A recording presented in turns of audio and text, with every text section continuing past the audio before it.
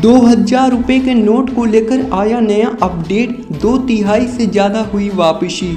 यहाँ पर मई महीने में भारत के केंद्रीय बैंक ने 2000 रुपये के नोट को लेकर बड़ा ऐलान किया है।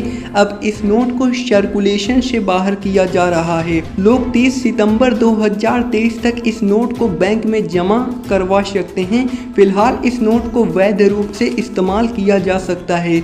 भारतीय रिजर्व बैंक ने गवर्नर शक्तिकांत दास ने 2000 रुपये के नोट के बारे में कहा कि मई महीने में अभी तक यानी कि एक महीने के भीतर 2000 रुपये के 2/3 से ज़्यादा नोट सिस्टम में वापस आ गए हैं। MPS की बैठक इस महीने में 8 तारीख को वित्तीय वर्ष की दूसरी मौद्रिक नीति समीक्षा के लिए गए फैसलों की घोषणा हुई है।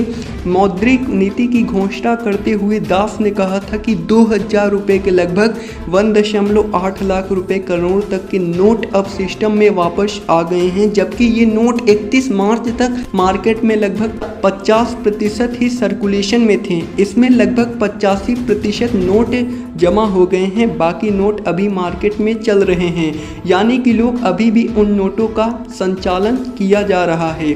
यहाँ पर PTI भाषा ने पिछले हफ्ते RBI मुख्यालय में एक साक्षात्कार किया था। यहाँ पर इस साक्षात्कार में गवर्नर दास ने बताया कि पिछले सप्ताह के मध्य तक में 2/3 से अधिक या 2.41 लाख रुपए मूल्य के नोट अब सिस्टम में वापस आ गया है। नोट जमा करने में कोई जल्दबाजी नहीं है। केंद्रीय बैंक ने नोट एक्सचेंज या फिर जमा करने के अंतिम दिन 30 सितंबर 2023 तय की है।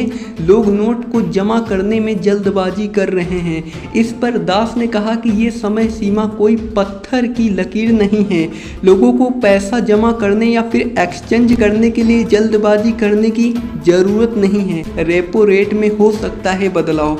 पिछले मौद्रिक नीति में रेपो रेट को स्थिर रखने का फैसला लिया गया है। गवर्नर दास ने कहा कि नोट वापस लेने से मौद्रिक स्थिरता पर कोई असर नहीं पड़ेगा। वही हालिया विश्लेषक रिपोर्ट के अनुसार 2000 नोट के सर्कुलेशन के बाद से उपभोक्ता खर्च बढ़ेगा। ऐसे में अर्थव्यवस्था को आगे बढ़ाने के लिए रेपो रेट में वृद्धि हो सकती है। अभी रेपो रेट 6.5%